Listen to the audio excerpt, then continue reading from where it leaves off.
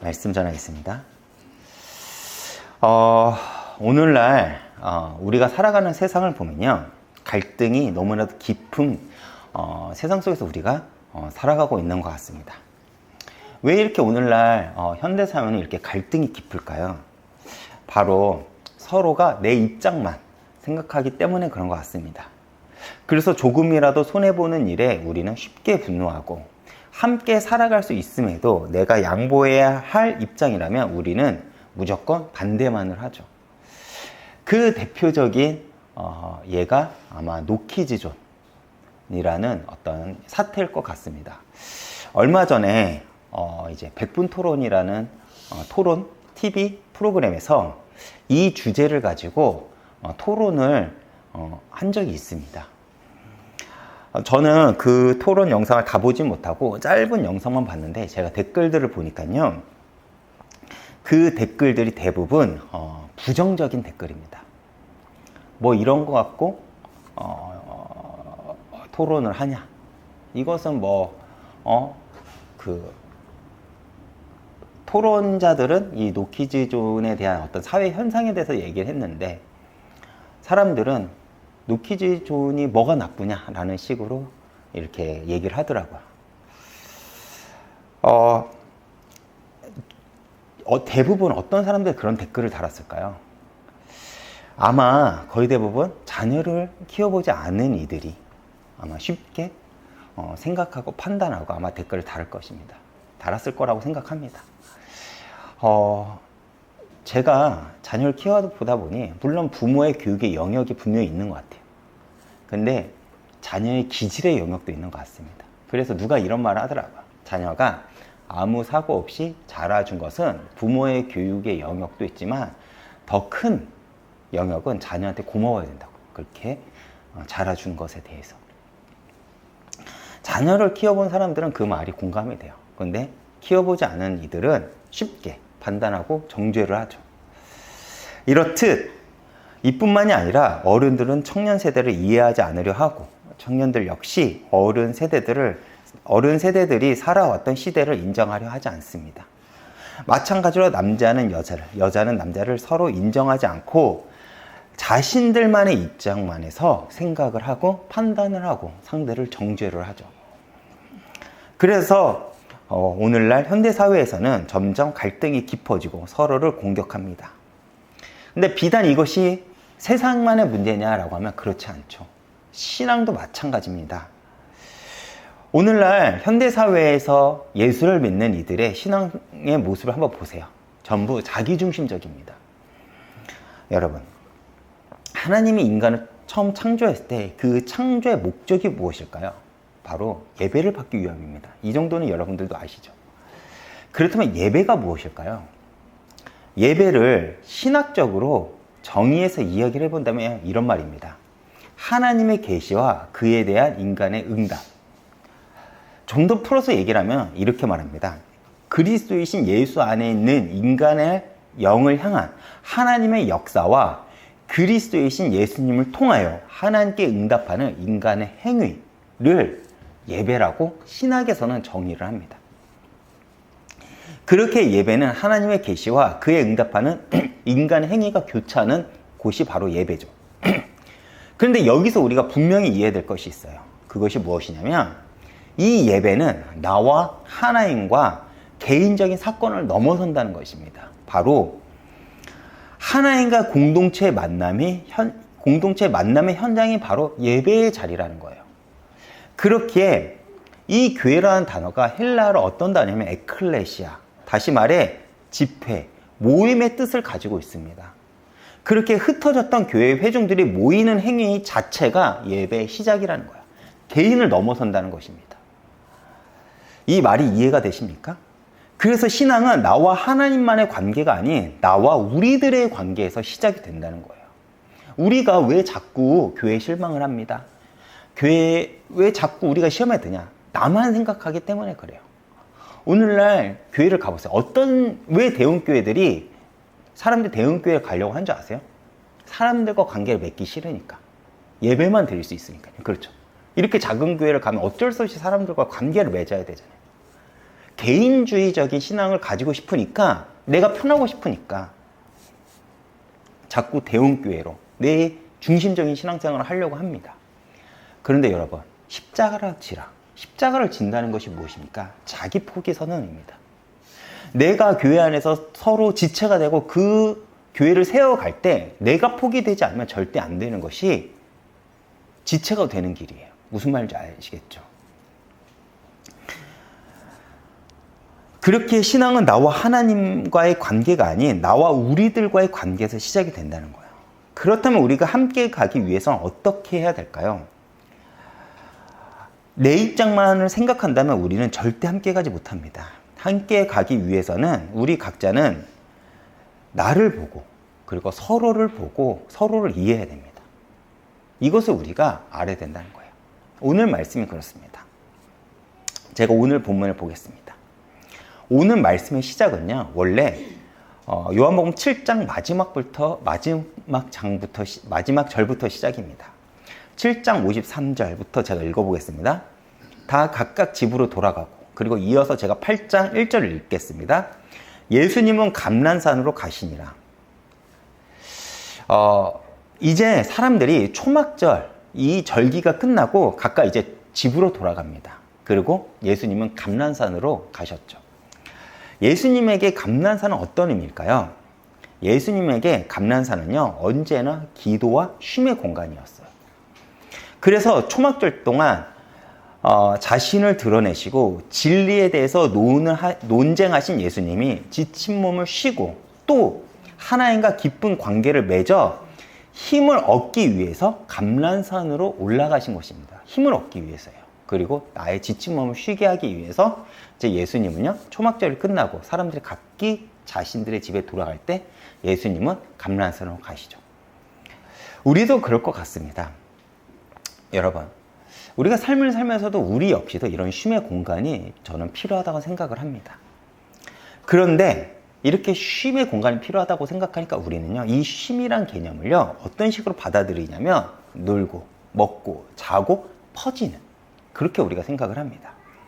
우리는 쉼이라는 개념을 오해하고 있죠. 그런데 성도의 안식은 어디에서 올까요? 바로 하나님과의 깊은 관계에서 옵니다.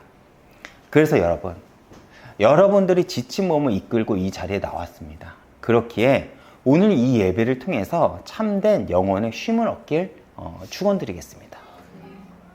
다시 돌아가 초막절이 끝나고 서기관과 바리새인들이 한 여인을 붙잡고 무리지어 예수님을 찾아옵니다. 성경에 기록된 바 이 여인은요, 음행 중에 잡혀왔다고 합니다. 즉 변명의 여지가 없이 현장에서 붙잡힌 죄인입니다. 근데 이상한 게 한 개가 있죠. 음행한 것은 혼자가 한 것이 아니죠. 상대가 있어야 되는데 성경은 그 상대 남자에 대해서 이야기를 하지 않습니다. 제가 신명기 22장 22절 한번 읽어보겠습니다. 어떤 남자가 유부녀와 동침한 것이 드러나거든 그 동침한 남자와 그 여자를 둘 다 죽여 이스라엘 중에 악을 제할지니라. 이 율법대로라면 상대 남자도 붙잡혀 왔어야 됩니다. 그렇죠? 그런데 연약한 여인만 붙들려 온 것입니다. 사실 왜 남자가 안 붙잡혀 온지는 몰라요. 그러나 저는 이 장면을 보면서요, 오늘날 세상의 현실을 단면적으로 보여주는 것 같습니다. 아니요, 오늘날 뿐만 아니죠. 우리 죄로 타락한 세상의 모습을 단면적으로 이 한 장면을 통해서 우리가 보게 되는 것 같아요. 그렇죠. 세상은 힘이 있어야 됩니다. 그래야지 억울하지 않죠. 힘이 없고 약한 이들은 늘 억울한 인생을 살아갑니다. 이것이 죄로 인해 무너진 세상의 모습이죠. 다시 돌아가 바리새인들과 서기관들은 음행한 여인을 앞에 두고 예수님께 율법에 관해 묻습니다. 4절에서 5절 제가 읽어보겠습니다. 예수께서 말하되 선생이여 이 여자가 간음하다가 현장에서 잡혔나이다. 모세는 율법에 이러한 여자를 돌로 치라 명하였거니와 선생은 어떻게 말하겠나이까? 이 질문의 의도가 무엇일까요? 진짜 이들이 율법을 몰라서 예수님께 율법에 관해서 질문하기 위해서, 순수하게 질문하기 위해서 예수님께 질문한 것일까요? 그렇지 않겠죠. 바리새인과 서기관들, 이들이 율법을 모를까요? 아니요. 누구보다도 율법에 대해서 잘 아는 이들입니다. 그렇죠. 이들은 율법을 가르치고, 율법을 기준으로 이들은 유대 사회를 다스리고, 이들은 자신들의 율법을 지켰다는 그 의를 가지고 세상에서 잘났다고 이야기하는 이들입니다. 그런 이들이 어떤 의도를 가지고 예수님께 이런 질문을 했을까요? 지금 이 여인은 현장에서 가늠하다 잡혔습니다. 그리고 이 여인은 돌로 쳐서 죽임을 당하는 법의 절차만 남겨둔 거예요. 그렇다면 율법의 근거에 바로 심판하면 되는데, 이들은 굳이 예수님을 찾아와 율법에 대해서 묻고 있습니다. 그리고 그들의 의도에 대해서 요한복음 기자는요 8장 6절에 이렇게 기록을 합니다. 제가 6절 중간 부분까지만 읽겠습니다. 그들이 이렇게 말함은 고발할 조건을 얻고자 하여 예수님을 시험함이로라. 다시 말해, 그들이 예수님을 찾아온 이유는 고발할 조건을 얻고자 예수님을 시험하고자 한 그 목적이었다는 것입니다. 왜요? 앞서 그들은 예수님을 잡고자 하여 아랫사람들을 보냈으나 실패했습니다. 그렇죠. 초막절에 예수님을 잡고자 아랫사람들을 보냈지만 아랫사람들이 어떤 반응이었습니까? 예수님의 말씀을 듣고 잡을 근거가 없다고 합니다. 그렇죠. 잡을 근거가 없다고 하니까 이들도 어찌할 바를 모릅니다. 그들이 할 수 있는 것은, 너도 미혹되었느냐, 그들 아랫사람들을 비난하고 비판하고 정죄하는 일밖에 할 수가 없었어요. 어쩔 도리가 없다는 것입니다. 법적인 근거가 없어요. 그렇기 때문에 그들은 다시 예수님을 잡기 위해 이 죄 지은 여자를 데리고 와서 예수님을 걸어 넘어뜨리려고 하는 것이 목적이라는 거예요. 이들의 잔인함은 무엇입니까? 이들은요, 하나님을 믿는 이들입니다. 그렇죠? 자신들은 선민이라고 해요. 그리고 이스라엘의 역사는 하나님의 긍휼함을 경험한 민족입니다. 그런데 이들은 여인의 영혼에 대한 관심이 없다는 거예요. 이들의 관심은 오로지 예수님을 잡기 위해서만 혈안이 되었다는 것입니다. 이러한 바리새인과 서기관들의 모습을 보면요, 우리들을 돌아보게 해요. 여러분, 우리가 교회에서 누구한테 상처를 받습니까? 영혼에는 관심이 없고 오직 옳냐 그르냐 이 기준만 가지고 있는 이들한테 우리는 상처를 받습니다. 그렇죠. 이 정도 너가 훈련을 안 받았어? 너 그러면 안 돼. 이건 해야 돼. 야, 헌금은 이만큼은 내야 돼. 이것은 해야지. 당연히 우리는 교회를 다니면서 헌신도 해야 되고요, 훈련도 참여를 해야 되고요, 어쩔 때는 헌금도 해야 되고, 우리들이 당연히 할 것들이 있죠. 그러나 그것이 의의 기준이 되면 안 된다는 거예요.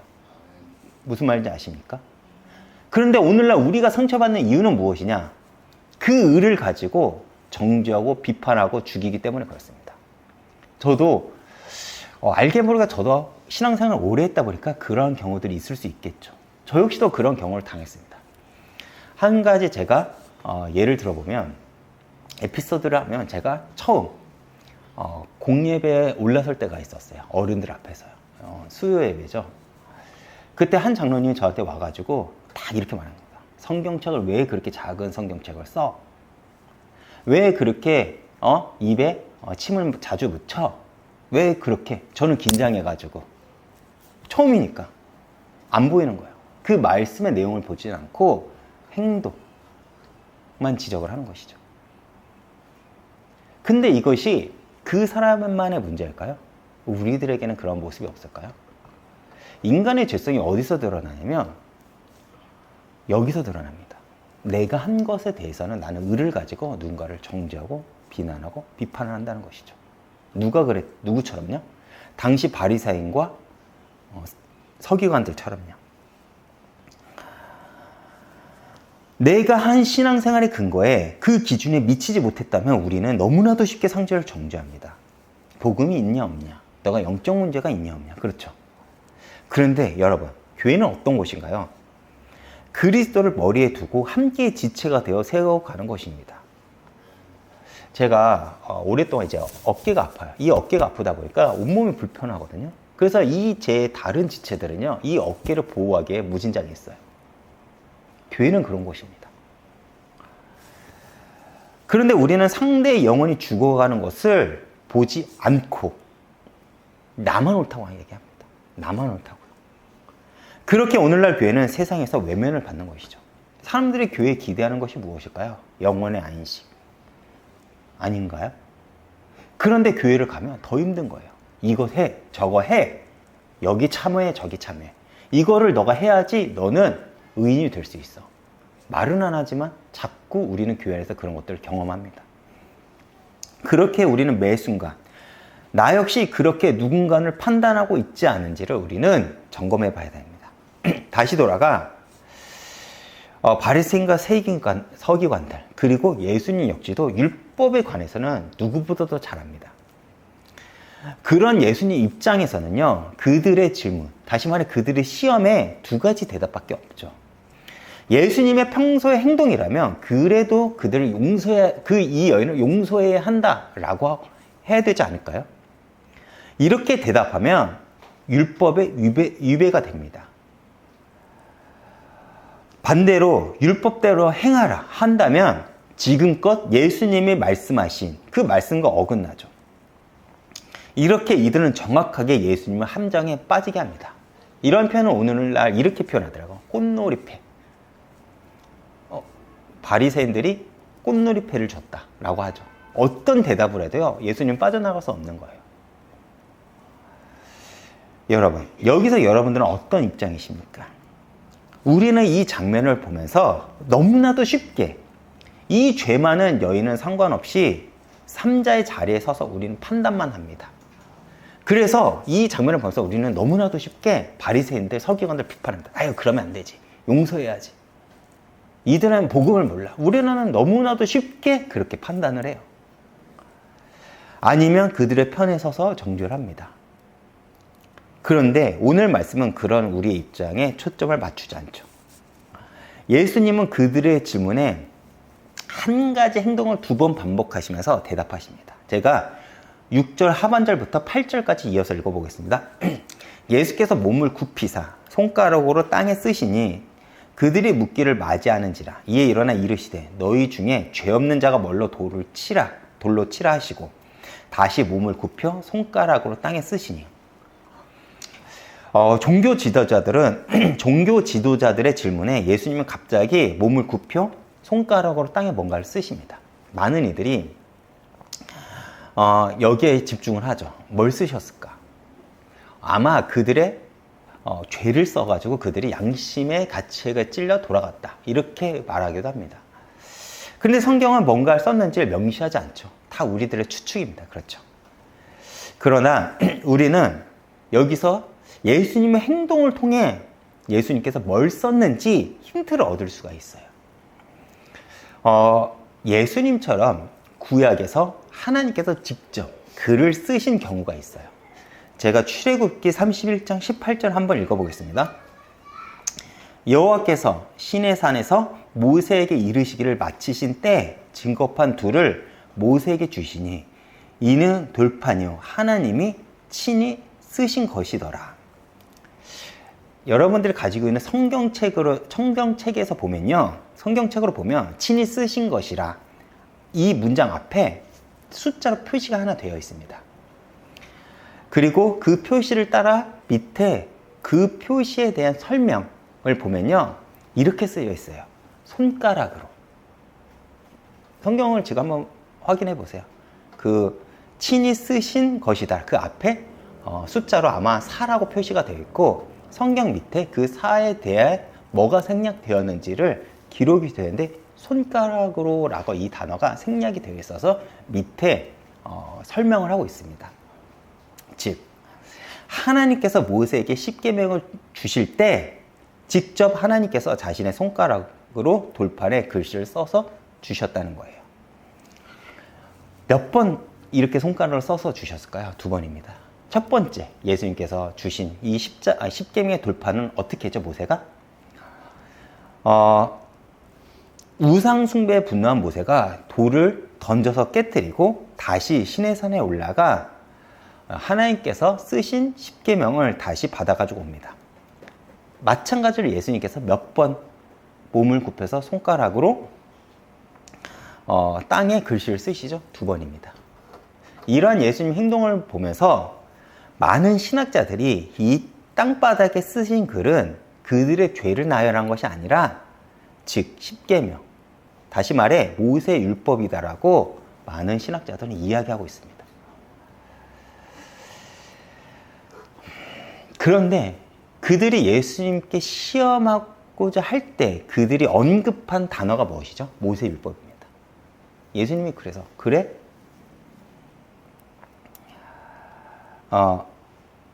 그래? 그러면 내가 너희들이 말한 그 모세 율법을 내가 한번 써볼게 라고 하면서 이제 쓰신 것이죠. 그런데 우리가 여기서 생각해 볼 것이 있습니다. 지금 이때가 언제입니까? 초막절이 끝난 다음 날입니다. 우리가 몇 주 동안 알아보았듯이 초막절은 무엇을 기념하는 날이죠? 하나님이 주신 풍요를 기뻐하는 날이면서 동시에 7일간 광야에서 초막을 지어 살면서 광야 생활을 기억하는 날입니다. 그렇다면 그들이 왜 40년간 광야 생활을 했을까요? 그들의 불신앙의 원인입니다. 그렇죠. 가데스 바냐에서 하나님의 말씀을 믿지 않고 보여지는 세상의 크기에 놀라 이들은요 하나님의 말씀을 불순종했습니다. 그리고 그들은 광야길 내내 하나님께 원망과 불평과 불신앙을 합니다. 그러면서 하나님의 은혜는 무엇입니까? 그럼에도 하나님은 마침내 이스라엘 백성들을 약속의 땅 가나안으로 인도하셨고 그들에게 곡식을 수확하는 풍성함도 허락하십니다. 이것을 기억하는 것이 초막절이에요. 그렇다면 이들은 7일간 초막절을 지내면서 뭘 생각해야 될까요? 내가 죄인이라는 것입니다. 내가 죄인이라는 것을 생각하고 그것을 바라봐야 되는데 그들은 그렇지 않죠. 내 죄를 바라봐야 하나님의 은혜를 바라보지 않겠습니까? 하나님이 주신 그 풍성함을 정말 감사하고 기뻐하지 않을까요? 그렇죠. 이스라엘의 신앙이 뭔지 아십니까?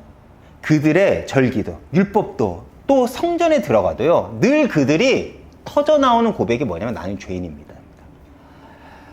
그리고 그들의 시선을 하나님의 은혜, 메시아를 향한 기대로 향하게 합니다.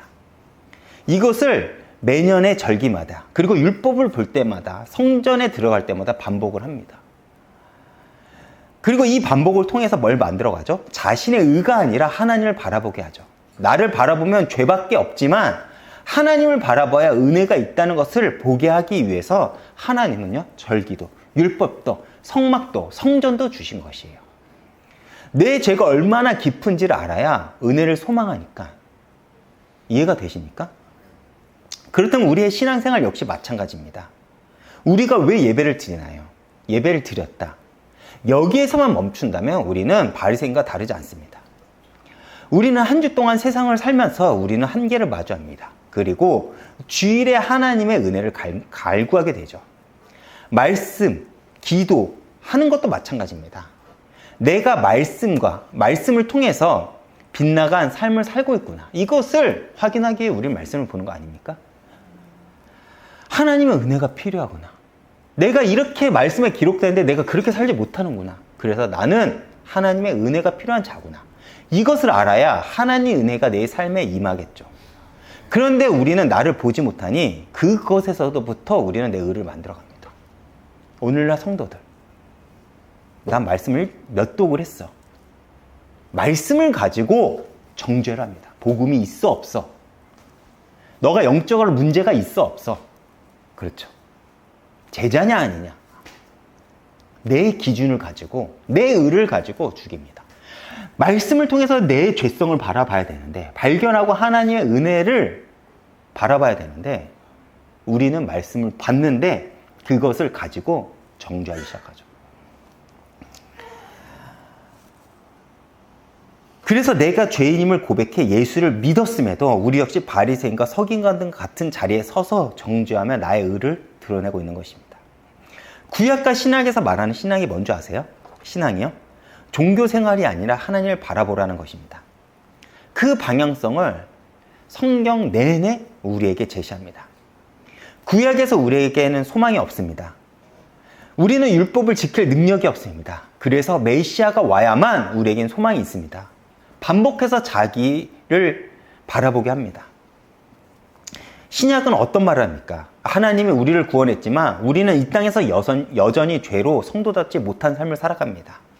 그리고 그 속에서 일하시는 하나님의 은혜를 바라보게 하는 것이죠. 이게 안 보이면 우리는 종교 생활을 할 수밖에 없고 내 의를 가질 수밖에 없습니다. 그래서 하나님이 율법을 주신 거예요. 그들의 일주일간 초막절에서 뭘 해야 될까요? 하나님, 우리가 광야에서 불순종을 했습니다. 이 고백을 그 초막절에 이 고백을 하면서 지내야 되지 않을까요? 그러면 내 안에 은혜가 목마르지 않을까요? 그래서 명절 끝나는 날 예수님이 이렇게 말한 것입니다. 누구든지 목이 마르거든 내게로 와서 마시라. 나를 믿는 자는 성경에 이른과 같이 그 배에서 생수의 강이 흘러나오리라. 그렇게 말씀하신 거예요. 왜? 너희들이 진정으로 일주일간 초막절을 진짜로 제대로 지냈다면 너희 안에는 은혜가 갈급할 거야.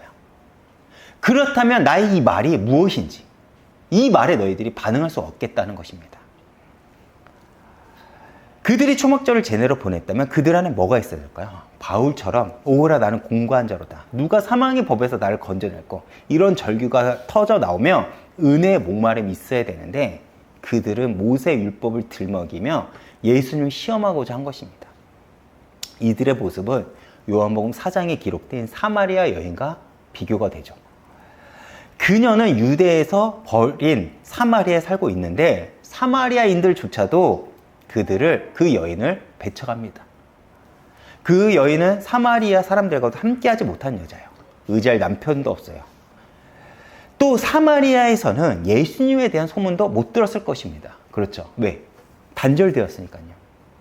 이 여인은 지금 예수님이 누군지 몰라요. 그러나 한 가지는 알았습니다. 뭐요? 갈증이요.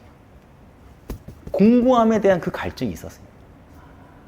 그래서 예수님께서 내가 주는 물을 마시는 자는 영원히 목마르지 아니하리라는 그 예수님 말씀에 그 여인의 반응은 무엇입니까?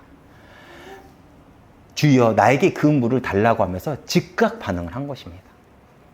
그 갈증이 예수를 만나게 했고 은혜를 경험하게 합니다. 초막절을 지내면서 이 갈증이 나와야 되는 거예요.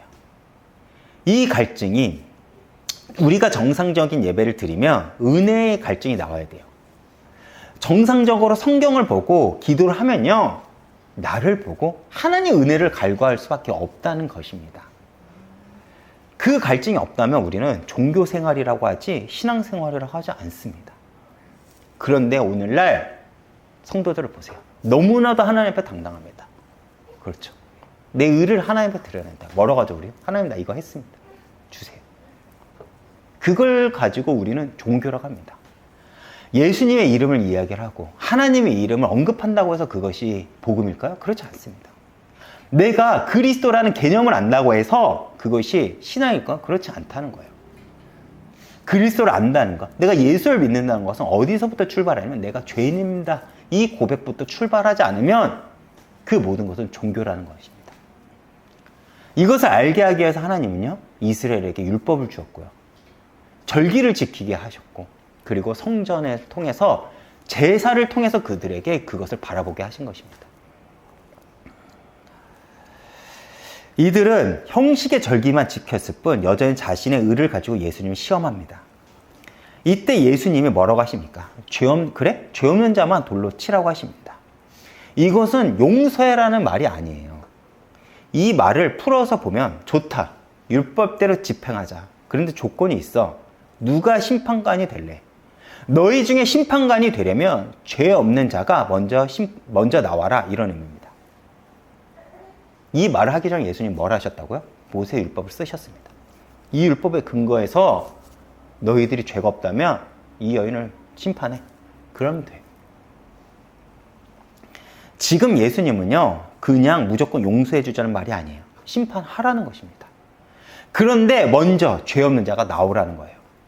예수님이 지금 뭘 드러내시는 거 있는 것이죠? 지금 여기 있는 여인이나 돌을 들고 서 있는 너희와 같다는 거예요. 누가 율법의 근거에 죄가 없다고 말할 수 있을까요? 하나님 이외에는 누구도 돌을 들어 이 여인을 심판할, 집행할 의로운 존재가 없다는 것입니다. 그래서 그들은 돌을 내려놓고 돌아가죠. 우리말로 번역된 성경에는요, 이렇게 기록이 되어 있습니다. 그들이 이 말씀을 듣고 양심의 가책을 느껴 라고 쓰여져 있죠. 그런데 원문을 보면요, 원문에는 양심의 가책을 느꼈다는 말이 없어요. 그들은 회개하고 돌아간 것이 아닙니다. 그들이 돌아간 이유는 뭔지 아십니까? 들통나서 부끄러워 도망갔다는 거예요. 그리고 어른부터 젊은이까지 하나씩 가죠. 우리들의 모습을 보는 것 같아요. 저는 이게 저의 신앙의 모습인 것 같습니다. 저 같은 목사가 앞에서 설교를 하죠. 하나님의 의를 이야기를 합니다. 그래 마치 그렇게 사는 것처럼 이야기를 합니다. 그런데 정작 돌아보면 저 역시도 이런 정죄자의 모습으로서 살아가는 경우가 너무나도 많다는 거예요. 이 모습을 보면서 너무나도 부끄러웠어요. 우리가 언제 갈등을 느끼죠? 내 의를 드러낼 때입니다. 가정에서, 내 직장에서, 사회에서. 우리가 언제 분열과 갈등이 일어나면 내 의를 드러낼 때예요. 그리고 마지막에 예수님과 여인만 남습니다. 즉, 이 여인을 유일하게 심판할 사람은 예수님밖에 없다는 거예요. 그리고 이어 심판할 수 있는 예수님은 이 여인에게 말씀하십니다. 10절입니다. 제가 읽어보겠습니다. 예수께서 일어나사 여자 외에 아무도 없는 것으로 보시고 이르시되 여자여 너를 고발하던 그들이 어디 있느냐 너를 정죄한 자가 없느냐. 여기서 여자여, 이 단어는요 언제 예수님께서 언급을 하셨냐면 가나 혼인잔치 때 어머니 말에게 썼던 표현과 같은 단어입니다. 존중의 표현이죠. 어떤 의미죠? 이 여인을 심판하실 수 있는 예수님은 죄인인 이 여인을 용서하고 들어가셨다는 겁니다. 나는 너를 용서했다는 그 말을 이 단어에 내포가 되는 것이죠. 왜요? 예수님은 이 여인과 같은 죄와 허물로 살아가는 우리를 대신에 십자가에서 죽기 위해 오셨기 때문에 그렇습니다. 이 모습이 우리들의 모습이라는 것입니다. 여러분, 이 여인은 혼자 잡혀왔죠. 남자는 도망갔는지 없습니다. 이 여인은 버림받은 여인이에요. 홀로 죄로 인해 심판받을까 두려움에 떨고 있는 여인입니다. 예수님은 유일하게 심판하실 수 있는 분이지만 이 여인의 죄를 대속해 주심으로써 예수님은요, 이 여인의 참된 영원한 신랑이 되어주신 것입니다. 우리는 이 장면을 보고요, 이렇게 생각하면 안 돼요. 우리도 예수님처럼 용서해야지, 비판하지 말아야 돼, 이렇게 제3의 자리에 서서 판단하는 자가 되면 안 된다는 거예요. 이것은 너무나도 지극히 세상의 윤리 도덕적인 방법이에요. 우리 역시 이 여인처럼 죄로 인해 마땅히 죽어야 되는 자들이에요. 다시 말해 우리가 이 여인의 모습이라는 것을 우리가 대입해야 된다는 겁니다.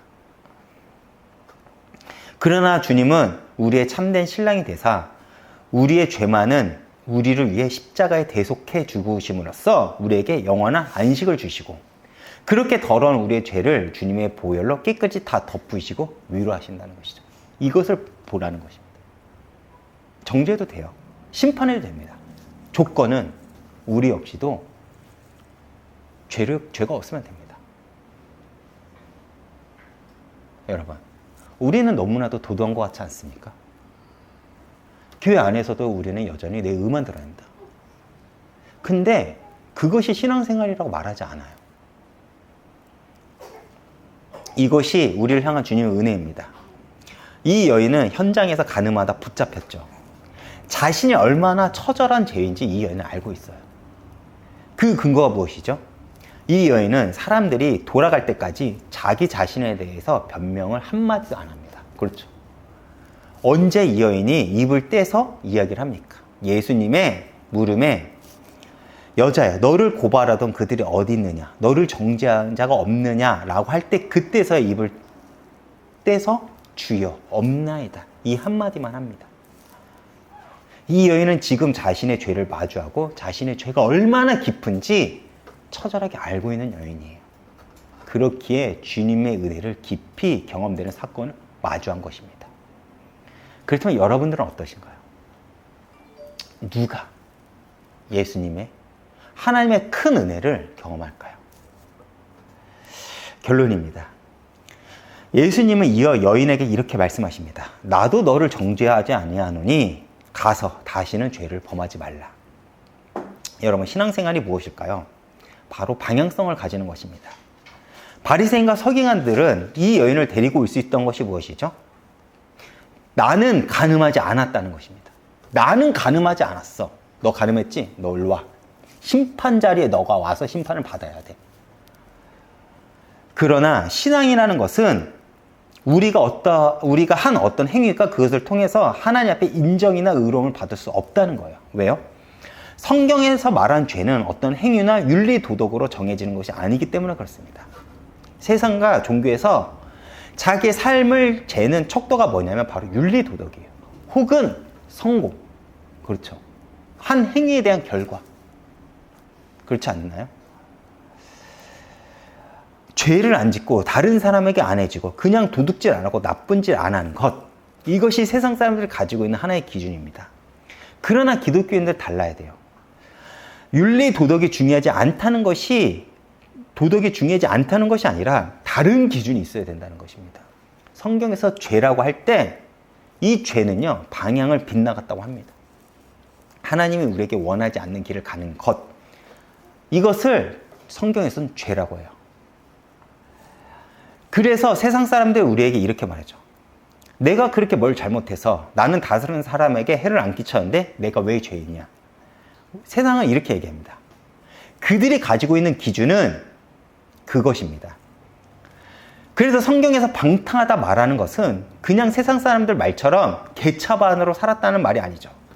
낭비하고 허비했다는 뜻인데 이 말은 어떤 의미냐면 하나님이 원하는 시간, 하나님이 건강을 줬는데 하나님이 원하는 것을 하지 않고 하나님이 재물을 줬는데 하나님이 원하는 것을 하지 않은 것을 성경에서는 방탕이라고 얘기를 해요. 언제든 그렇습니다. 다윗, 솔로몬, 성경의 인물들 하나님이 줬는데 그렇게 사용하지 않은 것, 그때 하나님은요 죄라고 합니다. 이스라엘 왕들, 왜 그들이 여호와의 길을 따르지 않았다고 하죠? 그들이 열심히 안 살았나요? 나라를 다스리지 않았나? 아니요.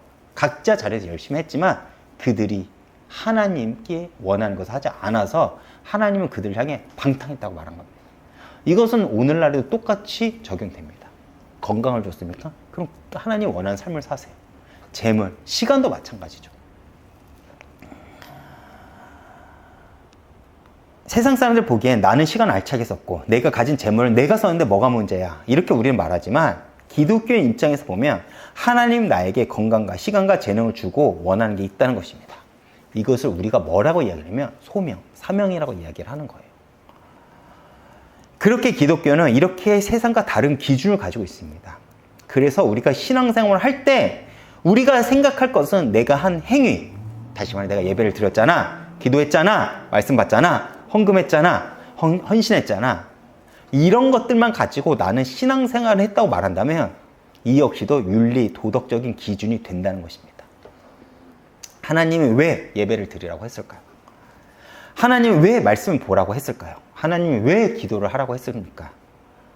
그것을 통해서 하나님이 나에게 원하는 것이 무엇일까? 이것을 발견하지 못한다면 소용이 없다는 것입니다. 예수님은 그 여인에게 그것을 말하고 있는 것입니다. 즉, 이제 너의 삶 속에서 하나님이 원하는 삶의 방향을 가지고 살라는 거예요. 그리고 예수님은 이 여인에게 소망을 준 것이죠. 이후 이 여인은 어떤 삶을 살았을까요? 이 여인의 인생은 아마도 하나님의 흔적을 남기는 삶을 살았을 것입니다. 얼마큼요? 내 죄가 깊은 만큼요. 하나님의 은혜를 깊이 경험한 만큼요, 이 여인은 앞으로의 인생을 하나님의 흔적을 남기는 삶을 살았을 것입니다. 그럴 땐 우리도 마찬가지겠죠. 하나님은 지금 이 여인에게 했던 말씀을 우리에게 하시죠. 나도 너를 정죄하지 아니하노니 가서 다시는 죄를 범하지 말라. 풀어서 제가 이야기를 해보겠습니다. 내가 이제 너를 내 자녀로, 내 백성으로 삼았다. 그러니 너의 삶의 방향을 세상에 두지 말고 나에게 두어 살아가다오. 여러분, 삶을 살아가다 보면요, 당연히 힘들어 넘어질 수도 있고 좌절할 수도 있고 낙심할 수도 있습니다. 그러나 주님은요, 그런 우리를 정죄하지도 비난하지 않으십니다. 주님이 우리에게 바라는 건 무엇일까요? 그럼에도 여전히 나의 삶을 하나님께 방향을 두고 살라는 거예요. 나의 시선을 여전히 하나님께 두라는 것입니다. 이것을 안다면 우리는 하나님의 은혜를 깊이 경험하게 될 것입니다. 한 주도 이런 하나님의 은혜를 깊이 경험하는 날이 되시길 축원드리겠습니다. 제가 이번 주 찬양은요, 지난번에도 들었지만 저는 이 찬양을 들을 때마다 가슴이 설레요.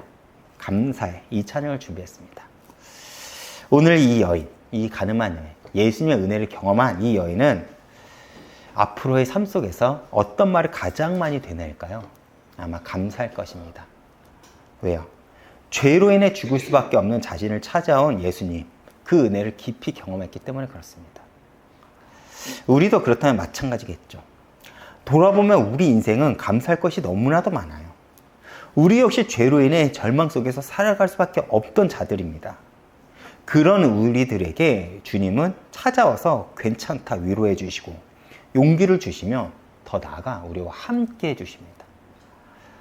그렇게 우리의 삶의 고백은 언제나 감사가 나오겠죠. 내가 죄인임을 안다면 우리는 은혜의 깊이를 알 것입니다. 그렇기에 우리는 감사할 이유밖에 없겠죠. 오늘 이 찬양을 통해서 우리 큰 은혜 받으시길 바라겠습니다.